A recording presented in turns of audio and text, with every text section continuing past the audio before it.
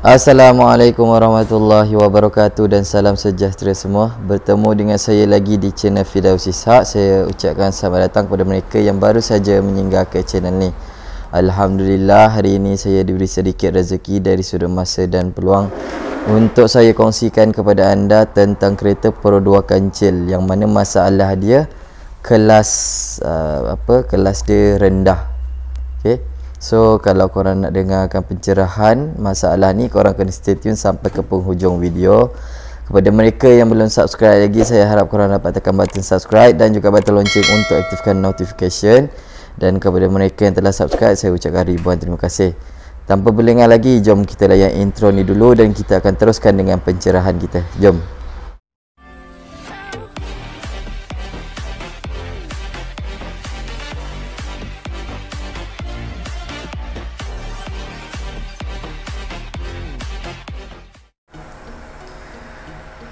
Untuk video kali ni kita ada job kereta kancil, yang macam korang tengok ni, enjin kita dah kasih keluar. Tu dia punya body. So saya cerita dulu masalah dia. Yang berlaku adalah owner datang, dia bagi tahu yang kelas dia pendek. Kelas dia pendek je kot, takkan sampai kena keluar enjin. Okay. Kadang kita rasa macam benda tu simple je, kelas pendek. Lepas tu ada rasa sikit kasar lah dekat bahagian pedal kelas tu. Okay. So lepas tu kita buat pemeriksaan. Bila kita try, memang betul pendek. Lepas tu daripada dia pakai kabel kan, daripada kabel tu sendiri kita boleh adjust untuk kita tinggikan dia. Okay. Daripada kabel kelas, mana nak tunjuk, daripada kabel kelas tu sendiri kita boleh adjust dia kasih tinggi.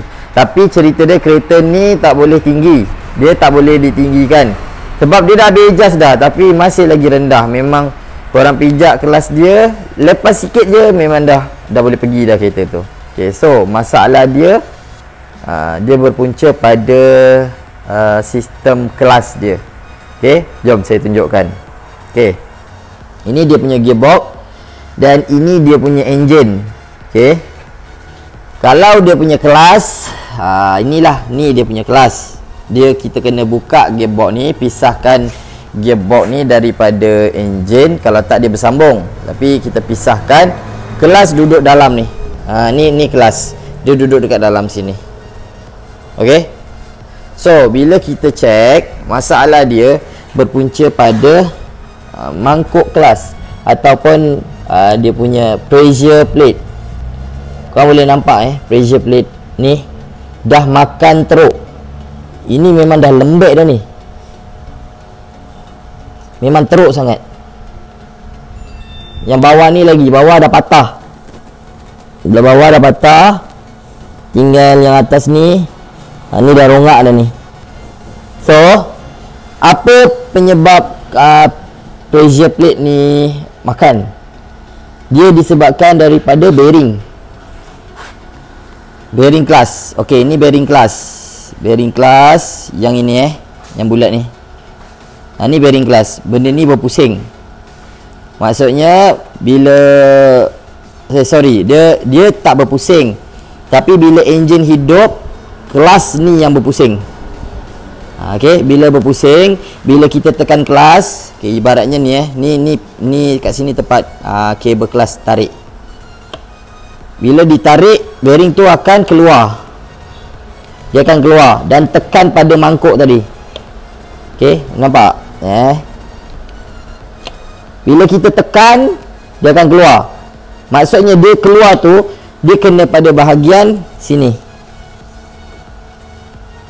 Sebab tu yang dekat sini haus. Dia memang akan haus. Lama kelamaan dia akan haus. Sepatutnya dia tebal. Tebal macam ni, sama. Tapi ni dia dah melengkung lah ni. Okay, dia keluar. Dia disebabkan usia dah, maksudnya memang dah lama, kelas dah patut tukar.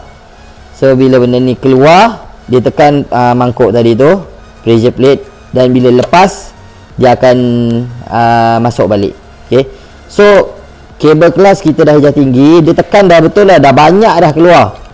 Tapi disebabkan yang ini nipis, daripada sini nipis, jadi pressure plate ni dia punya besi dia ni ke dalam, dia jadi lembut sebab dia nipis. Sebabkan dia dah makan tu. So untuk menyelesaikan masalah kereta ni, kita kena ganti pressure plate, dalam dia ni clutch plate, lepas tu bearing. Ni bearing clutch. Okey. Selain tu juga, bila korang dah halang turun enjin macam ni, kalau kata korang nak buat enjin, bahagian enjin, better lah buat sekali lah kalau kata overhaul ke apa kan. Okey. Tapi kalau kereta-kereta lain yang mana turun gearbox macam ni, ada setengah kereta macam Alza, Myvi, dia turun gearbox tak perlu sampai keluar enjin. Dia cuma turun gearbox saja, kancil kena keluar enjin sekali. Tu cakap kalau kata nak overhaul boleh lah sekali. So kalau kata kereta biasa macam Alza gitu dah turun gearbox ni, biasanya saya cadangkan untuk ganti dry shaft oil seal. Ini satu, dia ada dua, sini satu dengan sebelah sini satu. Sebelah sini ada satu. Ni dry shaftnya saya tak cabut lagi, dah koyak tu.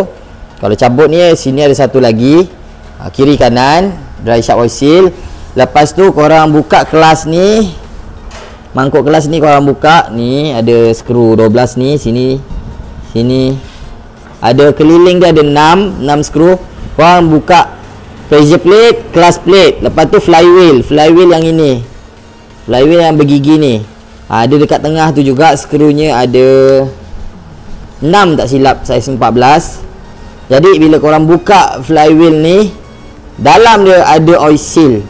So oil seal tu ganti sekali, sebab takkanlah korang nak buat 2-3 kali kerja kan.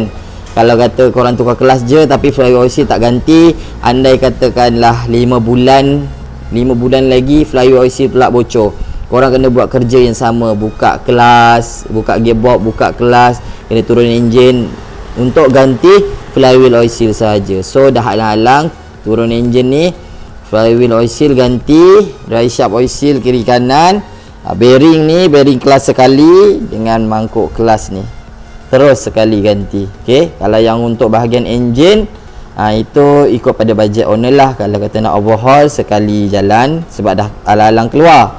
Tapi kalau kata tak nak overhaul, itu terpulang lah. Kalau yang ini kategorinya oil seal ni memang senang cerita diwajibkanlah ganti.